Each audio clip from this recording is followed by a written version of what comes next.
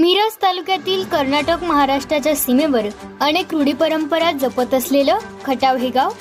या गावामध्ये सर्वसाधारण 700 वर्षाहून अधिक पूर्वीची दगडी बांधकामं केलेली मंदिरे आजही सुस्थितीत आहेत. यांपैकी सोमेश्वर मंदिर, अमोघ सिद्धेश्वर मंदिर व यल्लम्मा देवीचे मंदिर ही 3 प्रमुख पुरातन दगडी बांधकाम केलेली मंदिर आहेत. गावामध्ये अंदाजे 700 वर्षापेक्षा जुने सोमेश्वर मंदिर असून या मंदिराच्या उंचीपेक्षा जास्त उंचीचे एकही घर व दुमजली इमारत खटाव गावात नाही.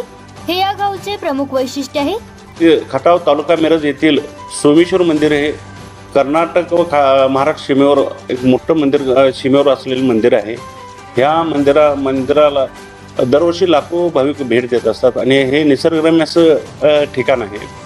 आणि ह्या मंदिराचं असं ऐक्य आहे की खटाव गावात 2 मजली